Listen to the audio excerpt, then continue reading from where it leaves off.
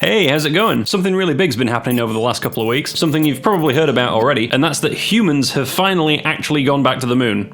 More or less. Here's why that's a big deal. Back in the late 1960s, humans started actually flying out towards the moon, and we actually landed on it in 1969. We got there a few times. Apollo 11, Apollo 12, Apollo 13, just kidding, Apollo 14, 15, 16, and 17 all got to and landed on the moon. Now, they did various things when they were there, particularly the later missions actually got to stay there for a decent amount of time and perform more science experiments, and they had a rover with them so they could actually go a decent distance from the lander. Flags were planted, pictures were taken, rocks were collected, experiments were placed, but Apollo 17 left in 1972, and no human being has ever been back to the moon since, leading to a lot of depressed nerds and a lot of idiotic conspiracy theorists. We do still send astronauts into space, but they stay in low Earth orbit, which in and of itself is very impressive. From an engineering perspective, it's almost as hard as getting to the moon anyway, but it's still kind of disappointing that we haven't actually gone back there until now, and this is only the start of things actually, finally heating up in space again. Let's talk about it.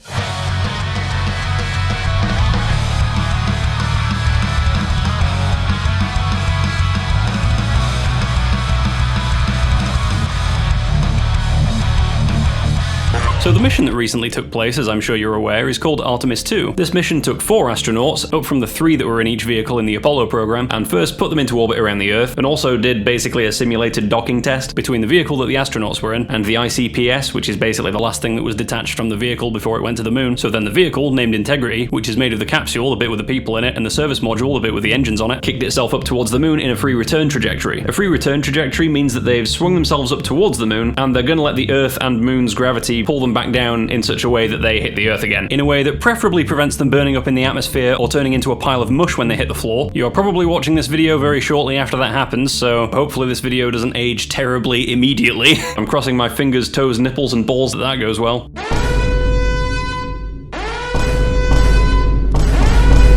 Anyway, this mission did a lot of cool stuff. First and foremost, it was basically a test of this capsule. Now, Artemis I was also a test of this capsule. Well, I keep saying capsule. In both cases, it was really a test of the entire rocket hardware. But in this case, the capsule is the bit that's keeping the people alive. It's kind of important that that bit works. They've also had a world first. They've become the furthest people in human history from the Earth. Now, previous Apollo missions did something kind of similar to what they've done. Apollo 13, specifically, did a free return trajectory around the moon after they had an anomaly, but they were only a few hundred kilometers above the moon, which would have given them a closer-up view of the moon. But for Artemis II, they flung around about 4,000 kilometers around the back of the moon, which has made them easily the furthest people from Earth ever. Couple this with the fact that they had to go around the back of the moon, which cut them off from all contact with the Earth for 40 minutes, and the whole endeavor is pretty insane when you think about it. It's got to feel pretty lonely up there when you are the furthest people from Earth ever, and you can't even speak to anyone on Earth, and you can't even see the Earth. Wild, man. Now, one of the things that they've done a lot on this mission is take pictures. We've got some fucking amazing images. I'm going to throw some of them up on the screen, but let's talk through a few. This went pretty viral, as you can imagine. Now, this image looks kind of different to the ones that we saw from back in the Apollo days, partially because this was taken on a digital camera and the older ones were taken on film, but mainly because this photo was taken at night. They essentially cranked up the ISO to get as bright a picture as possible, so that's why it kind of looks sort of bright, even though it's kind of dark at the same time. You can tell it's night, though, because you can see all the city lights. Here, I'll turn the image the right way up for you. In case you're wondering what this is actually looking at, this is Africa. This is the Iberian Peninsula, so like Spain and Portugal, and there is South America over here, but there's a bunch of clouds over it, so you can't really see it very well. When they got really up close to the moon, they turned off all the lights inside the capsule, or at least most of them. There were still kind of a few LEDs that they actually couldn't manually turn off, but they turned off most of them and let their eyes adjust so that they could look out the window and see things that humans hadn't seen before, coupled with the fact that they were flying over parts of the moon that have never been seen by the naked human eye. They also put some little shrouds over the windows so they could take pictures with a camera and reduce all the glare on the windows. They were also just taking pictures with their phones, which is fucking hilarious. Imagine having this as your phone background, but you actually took this picture with the phone camera. Imagine how much this phone is worth now. Crazy. The astronauts also experienced a solar eclipse, so they were really close to the moon, and they swung around the moon, and they did so in a way where the sun was on the opposite side of the moon for quite a long time. So they got some incredibly dramatic pictures of that solar eclipse, where you can see the moon, and you can see the sun's atmosphere kind of spreading out around the moon. It lasted for ages, so they could get a lot of good pictures of it. A bunch of them even have planets and stuff in the background. This one has Saturn, Mars, and Mercury, all in the same image as the moon, as well as Neptune here that's too dark to see, but it is technically in the image. Just use your imagination. If there's one thing these pictures have taught me, it's how oddly realistic Elite Dangerous is at depicting what the Earth looks like. I don't know, this image makes me feel like I could just jam the spaceship into Super Cruise and start doing laps around it. Same goes for the moon itself, although there is also something a bit Kerbal Space Program about it, because you can see how kind of potato-shaped it is, with all the little crater holes blown in it. It's just kind of rugged around the edge, and you can actually see that even when you're looking at the entire moon as a whole. When you're this close up to it, it's actually kind of obvious that it's not a perfect sphere. And then I've got to mention this Earth set photo. Oh, that's beautiful. Again, conspiracy theorists, as always, are trying to make stupid claims about this being fake. Different lighting is going to make things look different. I don't know what to tell you. Don't try and argue with the conspiracy theorists, because they'll always win. They're like the proverbial pigeon that you're having a chess match with. They're just going to knock all the pieces down and all over the board and then feel like they won anyway. So just ignore them. I'm not officially endorsing that you Buzz Aldrin anybody, much as I'd love to see something like that. Sorry to interrupt, this is just a quick message to say, statistically speaking, you're probably not subscribed, so I'll make you a deal. Press the subscribe button and I won't come over to your house and do this. Alright, thanks. Back to the video. Anyways, what else? Oh yeah, they had a few issues with the shitter on the way up. Thankfully, Christina Kark was able to perform some last-minute space plumbing, so that issue got fixed. So whatever that issue was, it seemed to be pretty short-lived, so that's good. Nutella got some amazing free marketing out of this. To get a little more detailed.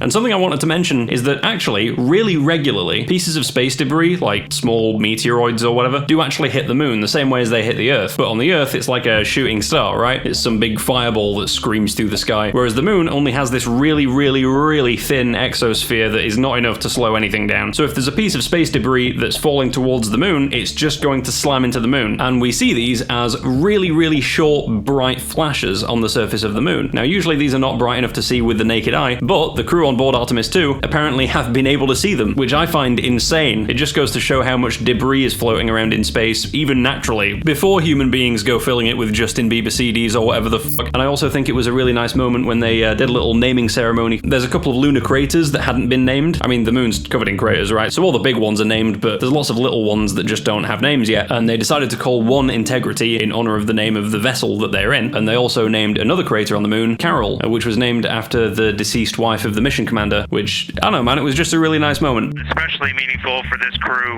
is a number of years ago, we started this journey in our close-knit astronaut family, and we lost a loved one. And there's a feature in a really neat place on the moon, and it is on the near side, far side boundary. In fact, it's just on the near side of that boundary, and so at certain times of the moon's transit around Earth, we will be able to see this from Earth. And so we lost a loved one. Her name was Carol, the spouse of Reed, the mother of Katie and Ellie. And if you want to find this one, you look at Glushko, and it's just to the northwest of that, at the same latitude as Ohm, and it's a bright spot on the moon. And we would like to call it Carol, and you spell that C-A-R-R-O-L-L.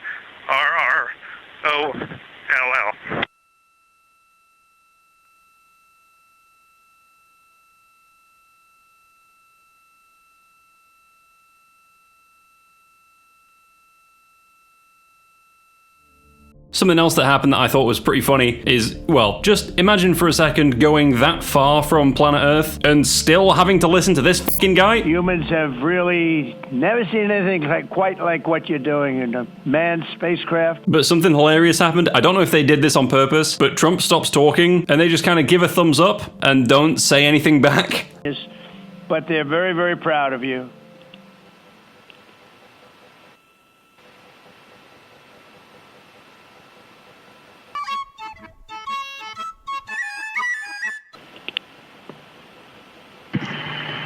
Administrator Alex, I'm going to just get a quick comm check, make sure you guys are still on the line and we didn't have a handover. I am. Yes, I am. Silence is the best way of dealing with anti-intellectual people, I'm telling you. It's literally the only way to live your life in peace when there's these fucking idiots all over the place. I don't know if they did that on purpose, but fuck me, it got a belly laugh out of me. Anyway, back to what's actually important. You know, these guys and the 2 reserve crew members, we can't forget about them, and the whole team at NASA and all their international partners, such as the Canadian Space Agency, which is where one of the astronauts is from, and the European Space Agency that built the service module that actually pushed them from Earth orbit towards the moon. These are the kinds of people we really should value as a society. And I appreciate it's not necessarily easy to do that, because there's big dry spells where nothing amazing like this is happening. Well, I say that, if you dig deep enough, there is a lot of cool stuff happening basically all the time. But I mean, on most people's radar, you know, the news is fucking miserable, and the only big flashy things that are happening are like movies and concerts and stuff. I mean, those are good as well, I'm not trying to shit on them, but these guys who are willing to spend their lives, their careers, put their lives on the line to advance the state of humanity as a whole, are some of the greatest types of people that the world has to offer. They could be working for some private company doing some other bullshit and making a lot more money, but instead, they're doing this. Based as fuck. I just think it's important that people know that for every loudmouth celebrity, for every Kanye West or Jaden Smith or Simon fucking Cowell, there are probably 1,000 people who are actually trying their best to make the world a better place for everybody. And it's easy to forget that a lot of the time, but I'm glad that there are at least brief moments where the world gets to see what humans can actually become